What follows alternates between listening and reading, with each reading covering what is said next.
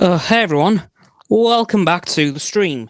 Now, tonight is going to be a shorter one once again, as Roxanne isn't available to join us due to having a very busy weekend, so she's taking some time to relax. So, once again, you guys are going to have to deal with me.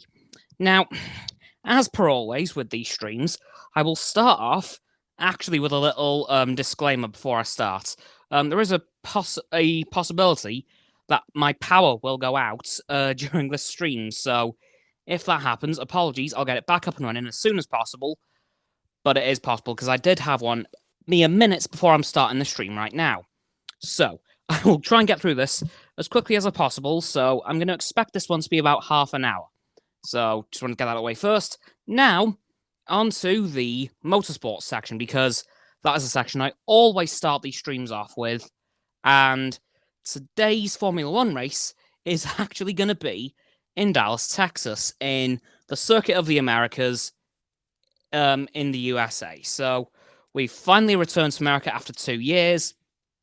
If you live in the UK, you know that the timings for the TV programs have been completely scuffed. Like, none of it's making sense. The race doesn't start, I believe, till 8 o'clock tonight. So that's going to be fun. So now, I can't even talk about the race because it hasn't happened yet. But qualifying, oh boy. Yet again, the two usual suspects in 1 and 2, Max Verstappen and Lewis Hamilton. So that's going to be a fun one because apparently every race in the past few at Circuit of the Americas have been won from the starting grid at the front row. So if you're on the front row at the start of the race, you've got a good chance at winning the race. So that's going to be incredibly fun to see. Hopefully there'll be no turn 1 incidents between the two of them again. But hey, you never know. There's going to be a lot of grid penalties this weekend due to engines. For example, Valtteri Bottas, I think Daniel Ricciardo, Sebastian Vettel, and George Russell are all having engine penalties. So that's one driver from each Mercedes team. I'm not too sure on Daniel Ricciardo. I'm pretty sure he has one. If I'm wrong, apologies, Daniel. But I know Valtteri, Sebastian, and George do have one, and as a result, are going to be sent to the back of the grid. And I don't think I've missed any. If I have, apologies again.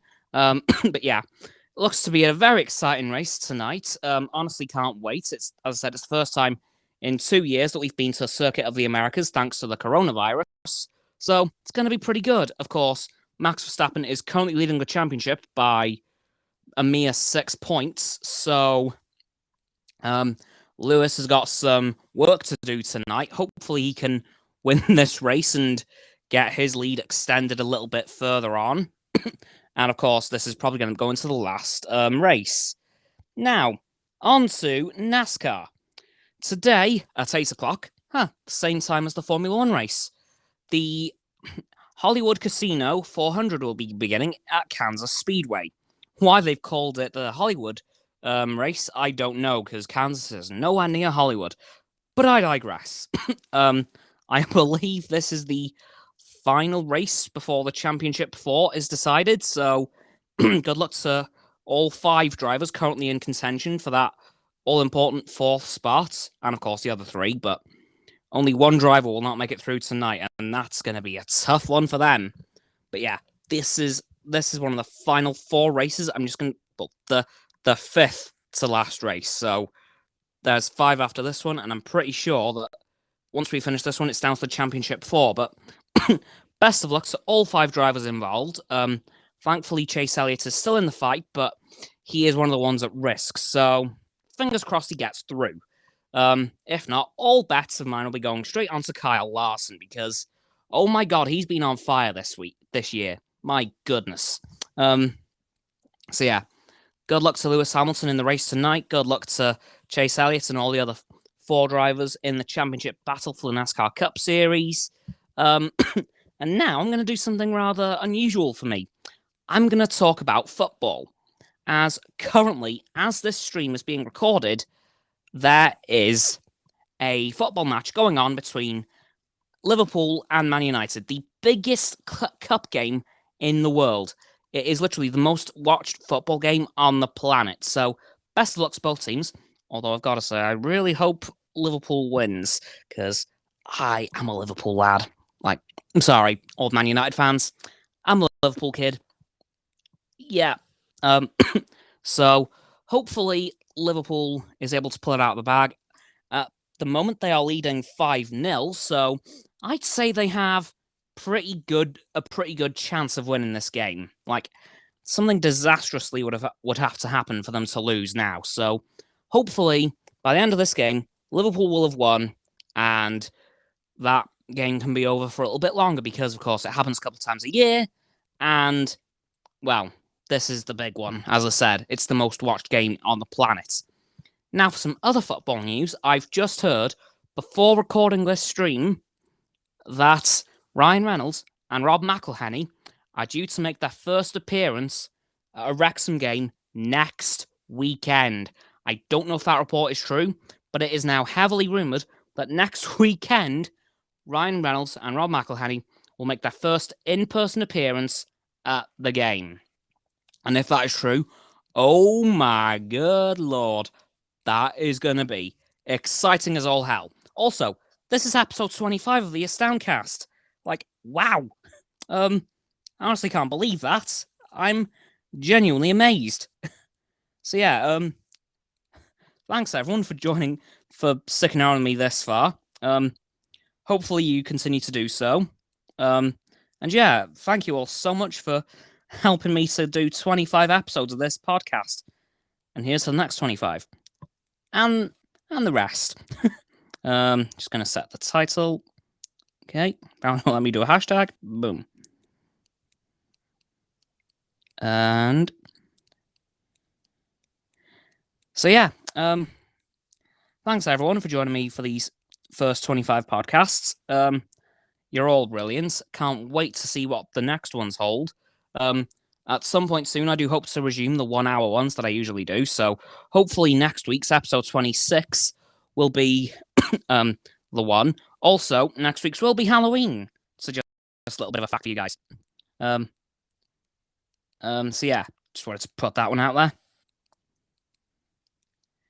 So, I did also want to talk about a Marvel theory that I heard a couple of days ago from a friend of mine on a TikTok. So, I hope you guys are ready for this. Right, here's what the theory says. Tony Stark didn't fully die in Avengers Endgame. Instead, he uploaded his consciousness into his own technology and is now an AI version of himself, much like Arnim Zola. In the comics, when Iron Man died, his consciousness became an AI while his body died, and then Ironheart took his place. It is speculated that a version of this is going to happen in the MCU. The hologram of... Right, here's where it gets weird. The hologram of Tony turns to face his daughter Morgan, and he faces her exact position as if he knew she was there. Now, a hologram doesn't just do that, do they? So the theory goes that Tony's consciousness was backed up into his Iron Man helmet before his death, and he remains alive as an AI, much like the comics. Now, if that is indeed true, I will be an incredibly happy man, because you all know how sad I was when Tony died in Endgame. And if you don't, I was incredibly sad. I nearly cried in the cinema, so yeah. I really, really, really hope that Tony Stark is indeed alive, albeit he'll be as an AI, not as Tony, well, in person. But, you know, I'll still take him being an AI over being completely dead, because, well, being dead isn't really good for his character, because, well, not much else can happen. But honestly, if Tony is indeed alive, I will definitely take that, because Tony is awesome. Tony is amazing. I love Tony. We need more Tony. Although I do think now that the multiverse is very much a thing, we could see an alternate version of Tony from another universe played by a different actor. Because I think that is a way they could take this whole thing. Because fan favorite characters, they can't really afford to keep them killed off forever. But they could bring them back in a different way, because there was a few alternate castings they were considering for Tony, such as Leonardo DiCaprio. So if DiCaprio is Tony Stark from another universe, that'll be very strange but interesting to see. Like, I would like to see that happen, but on the other hand, Stan Lee said that Robert Downey Jr. is Iron Man. There is no way that can ever be changed. Don't. So they could go down that route. They might not. It all depends on how much they want to listen to Stan Lee. And if I was Kevin Feige, well, I think the man knew what he was talking about. Let's be real. Like, come on. You don't exactly ignore Stan the Man Lee. Like, I know he's gone, but, he made those characters. He knows what he's doing with them, or what he was doing. Just let the man, just let the man rest in peace. Like, don't screw with stuff he wanted. Like, just honestly, if you do want to bring Tony back, bring him back as Robert Downey Jr.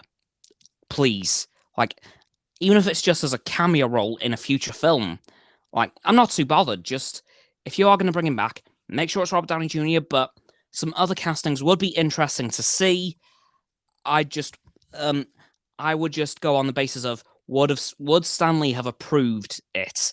Because I know that Tom Hiddleston at one point was auditioning for Thor. Yes, Tom Hiddleston, low-key, was auditioning for Thor.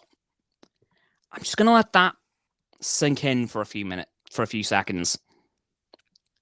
Yep. And there's many other alternate castings that I probably even can't think of right now, but honestly, yeah, it's going to be an interesting one.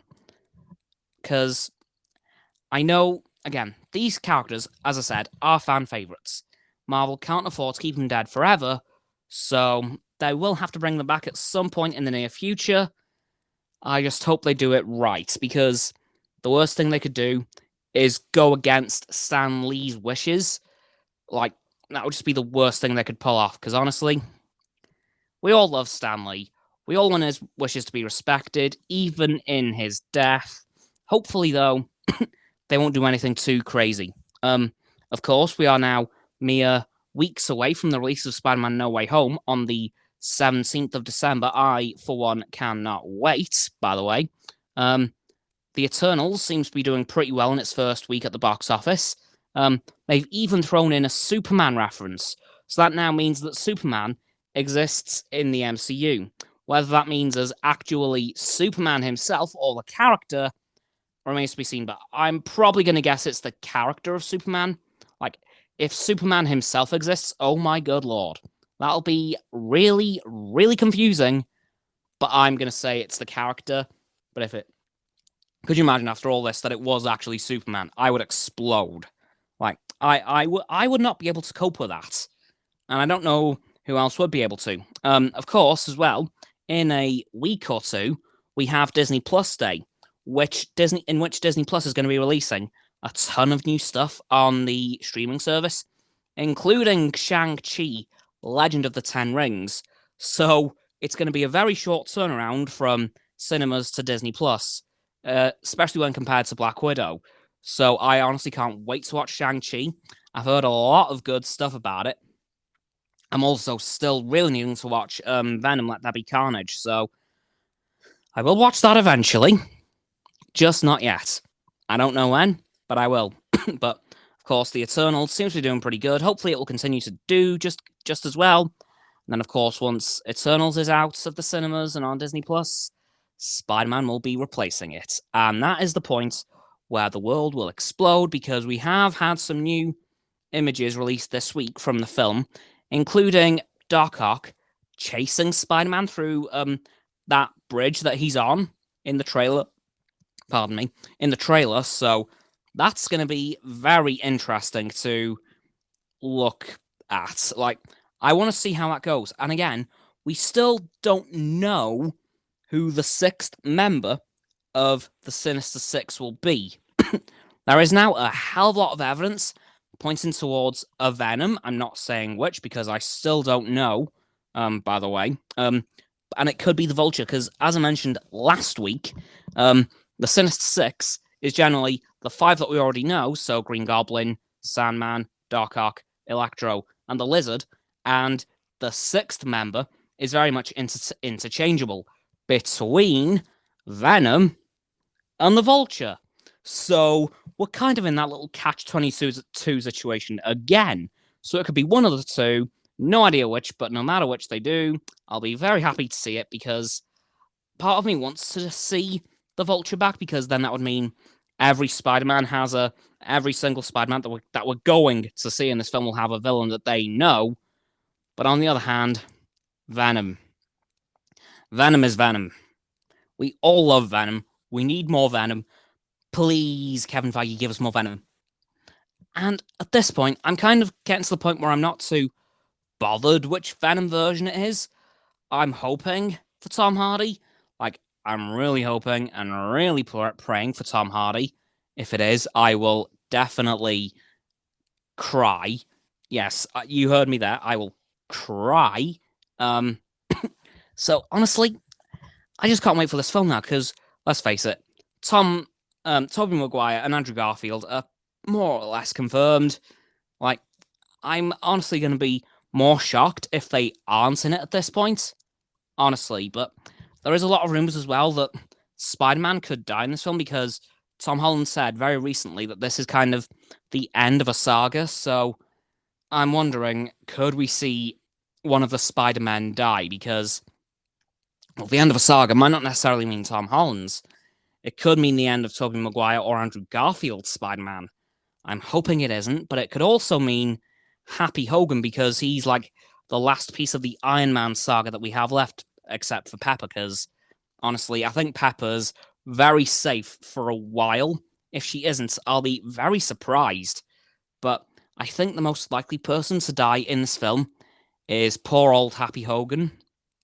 Because, let's face it, he's been around longer than Tony Stark now. Like, he's outlived him.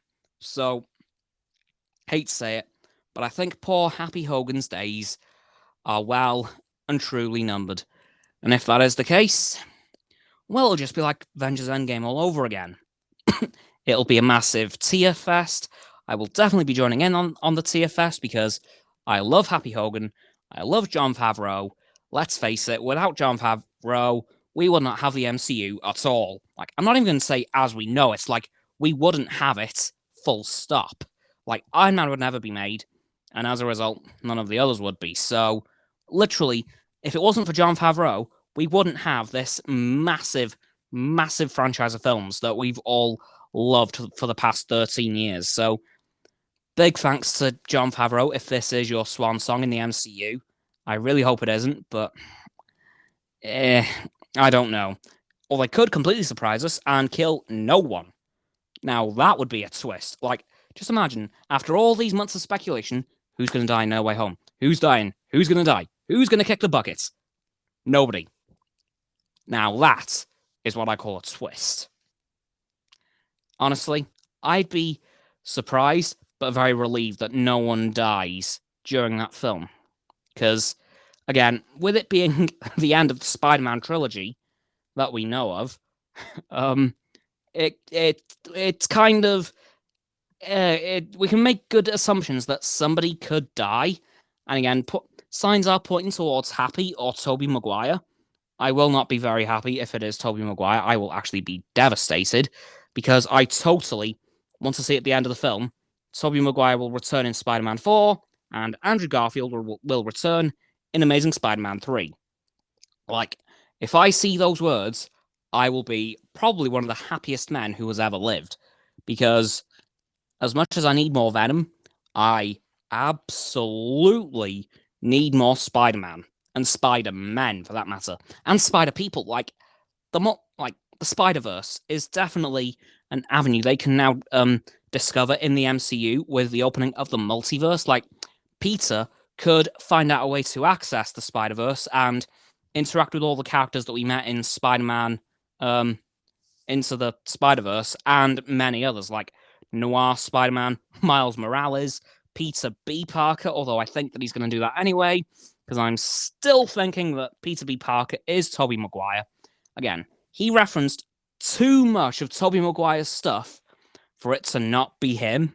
Like, I would be shocked if that isn't Tobey Maguire's Spider-Man.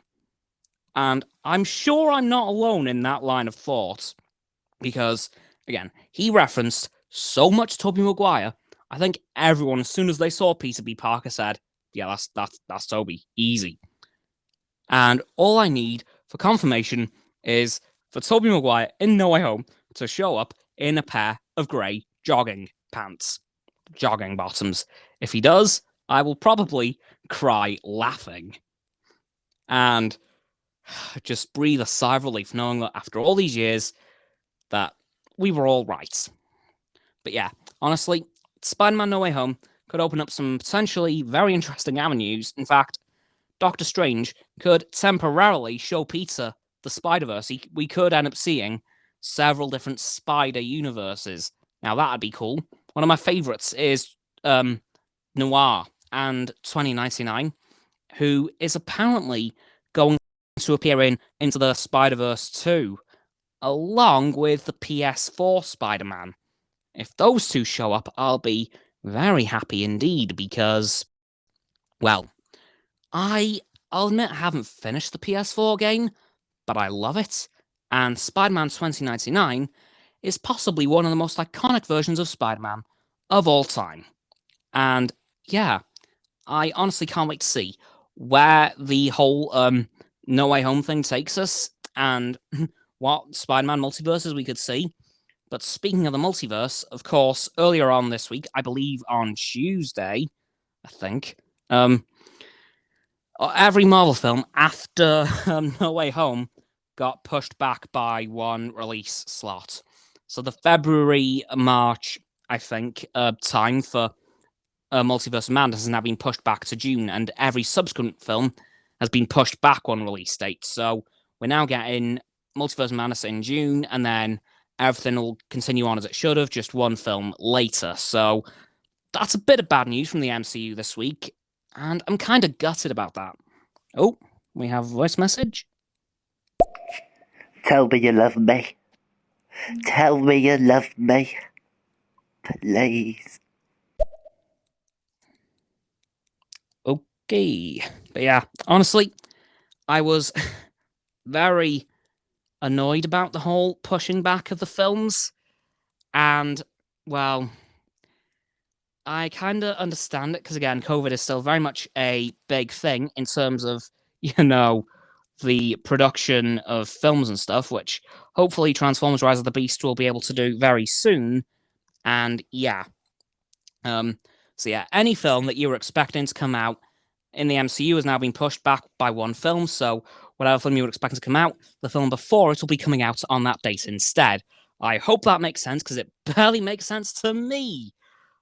Anyway, guys, I'm afraid that is all that I have to talk about today. So that is it for this stream. So as always, people, don't forget to follow me here on Stereo if you're watching on here, or if you're watching on YouTube, don't forget to subscribe to the channel, Astounding Cameron.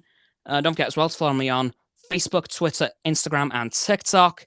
Don't forget as well to follow Roxanne on her blog and subscribe to her YouTube channel and follow her here on Stereo as well, Roxo.